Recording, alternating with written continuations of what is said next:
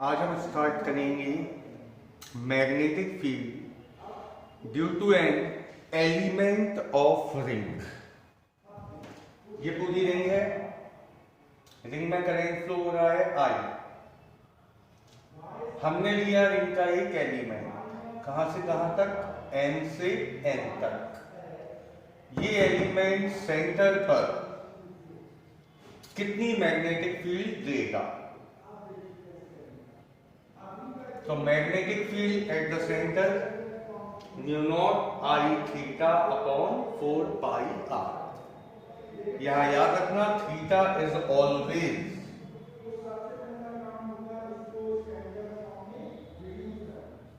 In radian. Theta की value जब भी हम रखेंगे वो काय में होनी चाहिए, रेडियन में। रेडियन में मतलब पाई के टर्म्स, ठीक है। मैग्नेटिक फील्ड की डायरेक्शन निकालने के लिए वही राइट हैंड थंब रूल 12 पे रखेंगे अपनी फिंगर्स, क्लॉकवाइज ट्विस्ट करेंगे तो इनवर्स डायरेक्शन आएगी, एंटी क्लॉकवाइज ट्विस्ट करेंगे तो आउटवर्ड्स। ओके, स्टार्ट करते हैं। ये है एंगल 60 डिग्री, करंट है 2 ampere. Find magnetic field at the centre. तो म्यू नॉट अपॉन 4 पाई की वैल्यू क्या होती है, 10 टू द पावर -7। I कितना है 2। थीटा 60 डिग्री का मतलब कितना हुआ,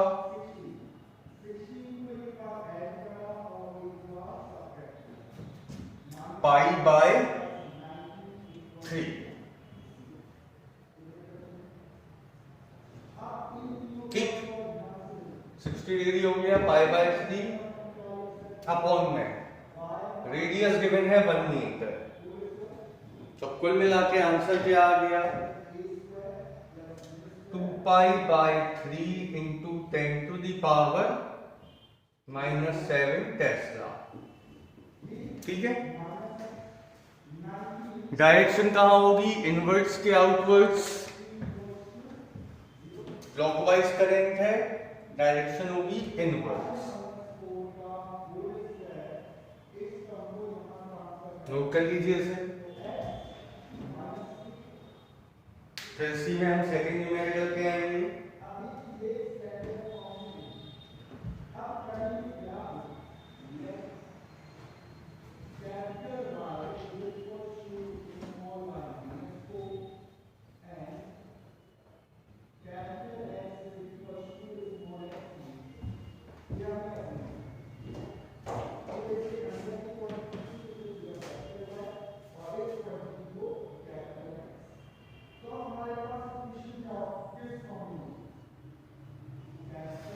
अब सेकंड न्यूमेरिकल में हम क्या चेंज करेंगे वो देखिए।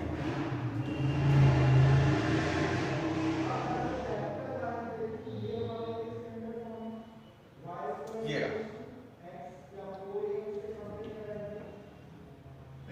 सेकंड न्यूमेरिकल में बेटा हमारे पास 2 R2 है। एक का नाम है Mn जिसकी रेडियस है 1, दूसरा हुआ M डैश N डैश जिसकी रेडियस है 2 मीटर। ठीक है, अभी भी हमें मैग्नेटिक फील्ड कहां फाइंड करनी है, सेंटर पर। तो ये बताइए क्या V1 में कहीं कोई चेंज आएगा, V1 magnetic field due to R Mn same रहेगा। अब हम निकालेंगे V2, mu naught upon 4 pi की वैल्यू 10 की पावर -7। I अभी भी 2 है, थीटा अभी भी पाई बाय 3 है, अपॉन रेडियस अब कितनी लेंगे 2, तो 2 से 2 cancel, pi by 3 into 10 to the power -7। Direction कहां जाएगी, ऊपर वाला करंट देखिए कैसा है, एंटी क्लॉक, डायरेक्शन आई आउटवर्ड्स। तो अब एक मैग्नेटिक फील्ड है इनवर्ड्स, दूसरी है आउटवर्ड्स, क्या होगा, ऐड या सब्ट्रैक्ट? सब्ट्रैक्ट हो जाएंगे। तो B इक्वल बड़े वाले में से छोटे वाले को माइनस करो, B1 माइनस B2, 2π/3 में से 1π/3 कम हो जाएगा, तो फाइनल आंसर आ जाएगा π/3 इंटू 10⁻⁻7 टेस्ला। नोट कर लीजिए, सेकेंड न्यूमेरिकल है ये।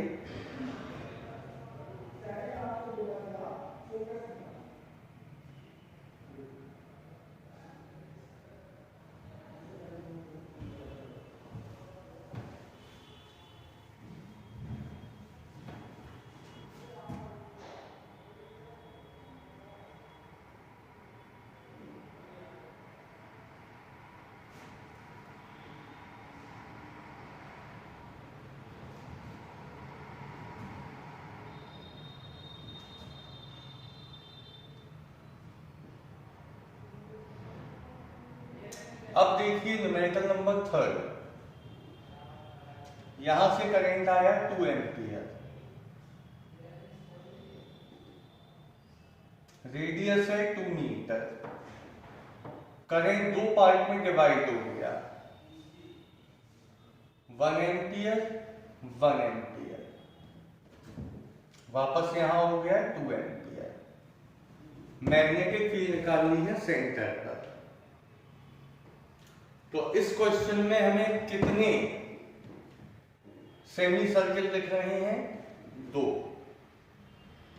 तो magnetic field due to first circle क्या होगा, μ0I∅/4πr, μ0/4π की वैल्यू 10⁻⁻7, I की जगह 1, थीटा कितना पाई, R कितना 2, तो ये आ गया π/2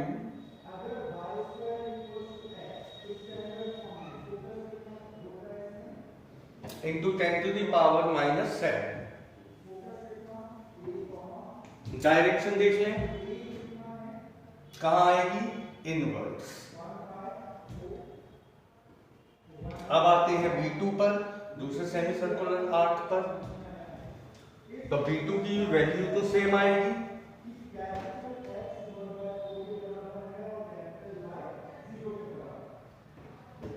वैल्यू सेम है।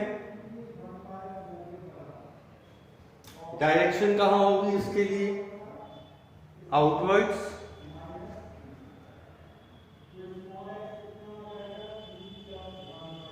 तो दोनों मैग्नेटिक फील्ड अब क्या होंगी, सब्ट्रैक्ट, एक इनवर्ड है एक आउटवर्ड है, सब्ट्रैक्ट करोगे तो आंसर आएगा 0। ये था थर्ड न्यूमेरिकल, नोट कीजिए।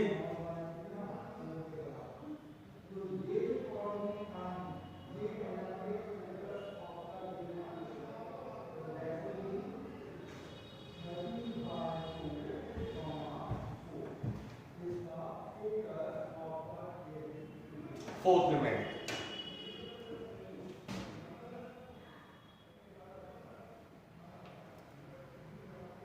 ये रहा बेटा fourth numerical, find magnetic field at the centre. अब यहां मैं एक नई चीज सिखा रहा हूं, वो समझो बेटा। ये एक वायर है, इस वायर में ये करंट फ्लो हो रहा है, तो ये वायर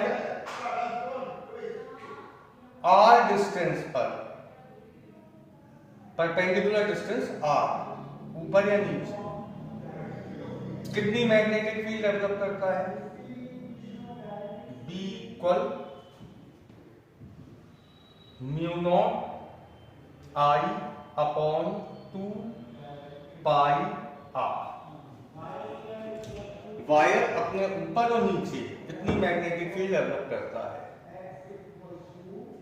लेकिन अगर पॉइंट ऑफ ऑब्जर्वेशन यहां हो, वायर के सामने, यहां या यहां, अगर पॉइंट ऑफ ऑब्जर्वेशन वायर के सामने है तो मैग्नेटिक फील्ड होगी 0। मैग्नेटिक फील्ड कहां डेवलप होती है? वायर के ऊपर और नीचे। ऐसे में हो तो आगे और पीछे। पॉइंट अगर वायर के सामने है तो कोई मैग्नेटिक फील्ड डेवलप नहीं होती। जैसे कि ये वायर है और पॉइंट ऑफ ऑब्जर्वेशन इसके सामने है, तो ये वायर कोई मैग्नेटिक फील्ड डेवलप नहीं करेगा। ये वायर है, पॉइंट ऑफ ऑब्जर्वेशन इसके भी सामने है, तो ये वायर भी कोई मैग्नेटिक फील्ड डेवलप नहीं करेगा। ठीक, तो केवल कौन मैग्नेटिक फील्ड डेवलप करेगा? आर्क। कितनी? आपके सामने। यहां पे क्या चेंज होगा? 2 से 2 कैंसिल, आंसर आ गया pi into 10⁻⁻7 Tesla. Direction inverse. ठीक,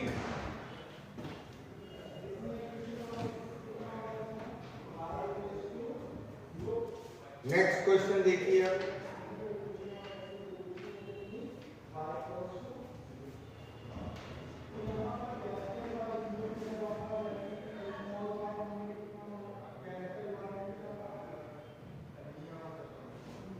नेक्स्ट क्वेश्चन में एक सेमी सर्किल ये है 2 मीटर का और एक सेमी सर्किल ये है 4 मीटर का। करंट 2 एम्पियर ऐसे फ्लो हो रहा है।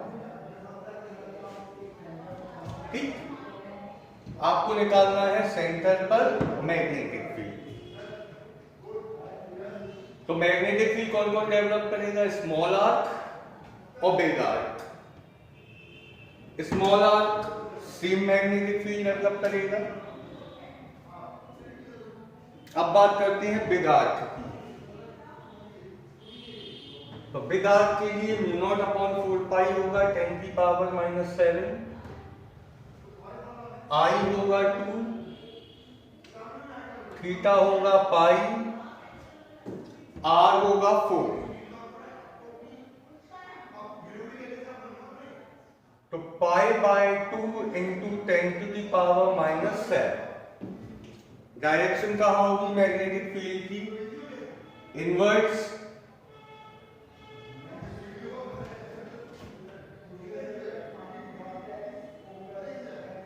तो अब क्या होगा? दोनों मैग्नेटिक फील्ड ऐड हो जाएंगे, तो B इक्वल हो जाएगा B1 प्लस B2, क्योंकि दोनों की डायरेक्शन सेम है। पाई में π/2 ऐड होगा 3π/2 इंटू 10⁻⁻7 टेस्ला। ये आपका आंसर है, नोट कीजिए इसे।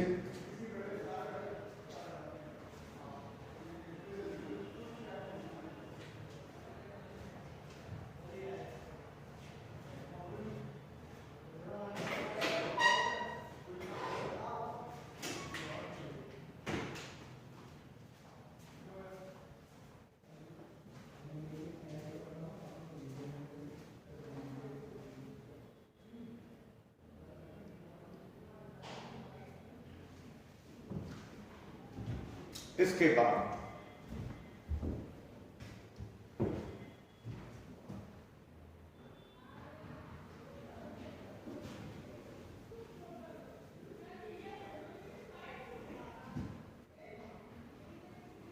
फिफ्थ क्वेश्चन देखिए।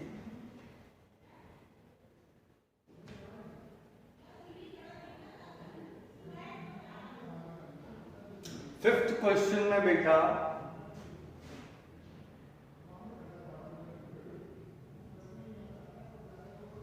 ये है एक सेमी सर्किल जिसका सेंटर है O, रेडियस है 2 मीटर, करंट फ्लो हो रहा है 2 एम्पियर। यहां है पॉइंट M, यहां है पॉइंट N। ये तो सेमी सर्किल हो गया। अब नया क्या है, एक वायर यहां से अटैच है, करंट 2 एम्पियर, और एक वायर यहां से अटैच है, इसमें भी करंट 2 एम्पियर। अब मुझे ये बताइए, क्या ये wire open magnetic field develop करेगा? तो आंसर है यस, क्योंकि अब पॉइंट ऑफ ऑब्जर्वेशन वायर से नीचे है, परपेंडिकुलर डिस्टेंस अब है। ठीक है, तो अब ये वायर भी मैग्नेटिक फील्ड डेवलप करेगा और ये वायर भी करेगा। और कौन करेगा? Semi circle. तो सेमी सर्किल मैग्नेटिक फील्ड कितनी देगा? आई की जगह 2, थीटा की जगह पाई, आर की जगह 2। ये तो सेम आएगा, बस डायरेक्शन कहां हो जाएगी? आउटवर्ड्स। ठीक, magnetic field due to wire.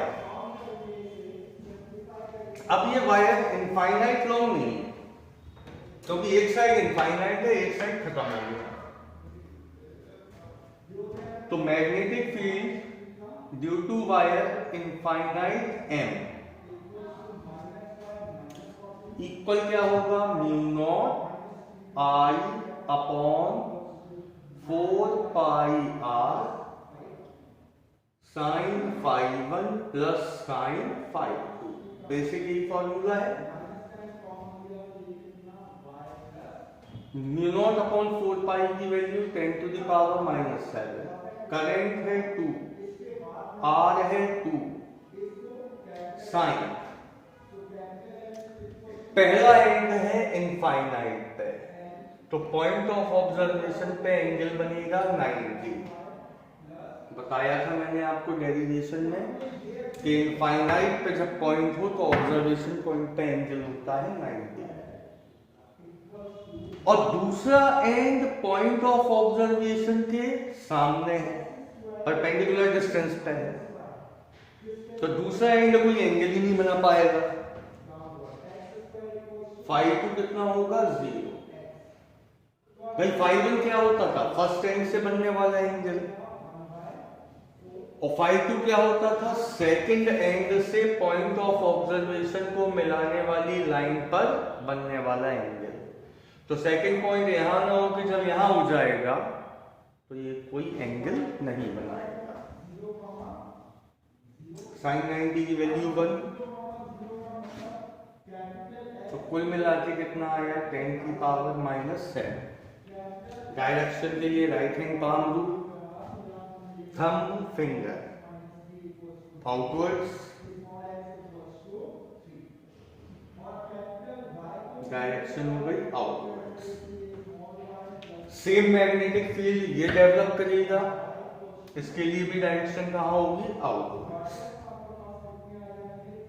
तो P एंड इनफाइनाइट।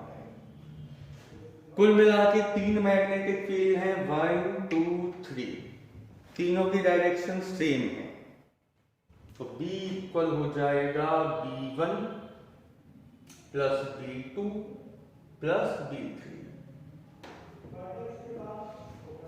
ऐड करेंगे तो 10 की पावर -7 कॉमन मिल जाएगा, बचेगा पाई, यहां 1 और फिर 1 प्लस 1 2, पाई की वैल्यू रख देंगे, आंसर आ जाएगा। नोट कर लीजिए इसे।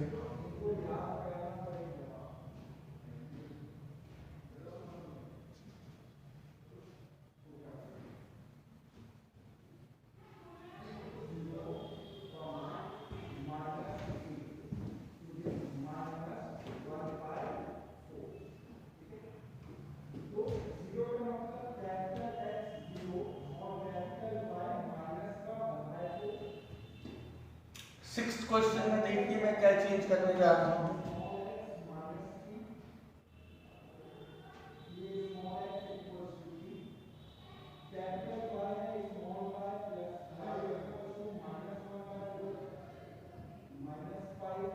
ये रहा,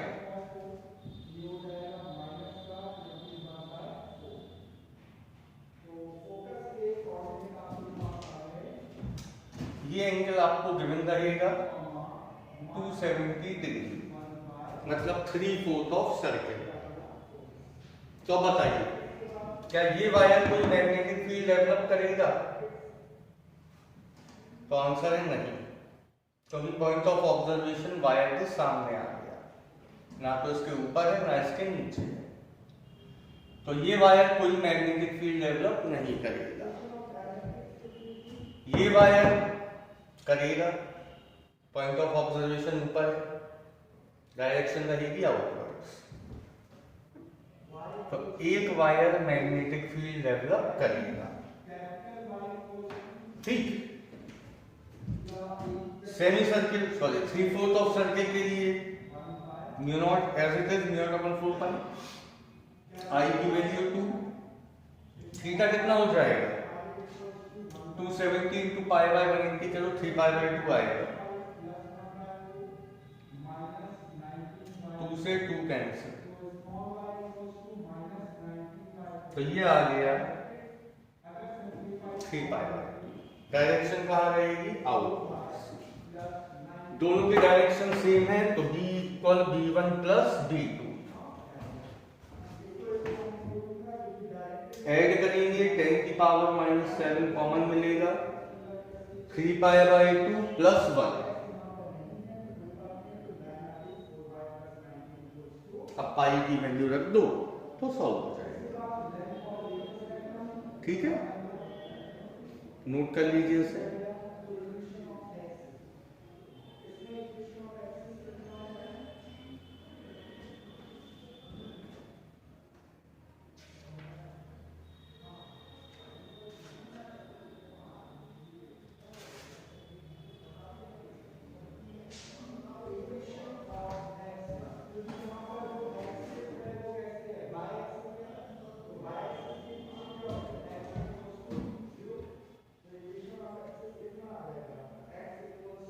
सेवेंथ क्वेश्चन में देखिए क्या चेंज है।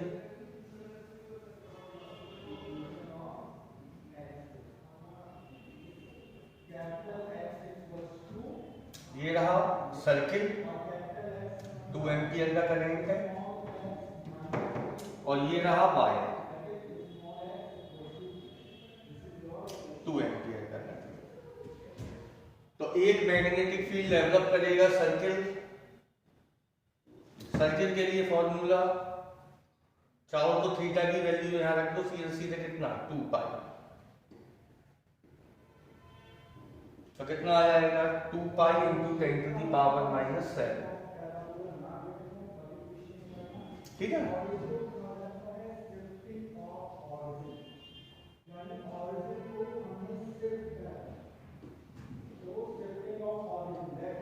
अब वायर कितनी मैग्नेटिक फील्ड देगा आउटवर्ड्स, तो इनफाइनाइट लॉन्ग वायर के लिए ये भी 90, ये भी 90, 2 हो जाएगा,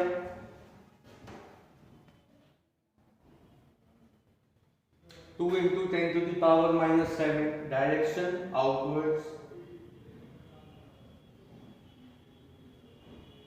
ठीक है। तो नेट मैग्नेटिक फील्ड क्या हो जाएगी 2 इंटू 10 टू दी पावर -7, दोनों में कॉमन, अंदर बचा पाई प्लस 1, पाई की वैल्यू रख के 2 से मल्टीप्लाई कर देना। तो ये क्वेश्चन थे आपके based on magnetic field due to an element of circuit.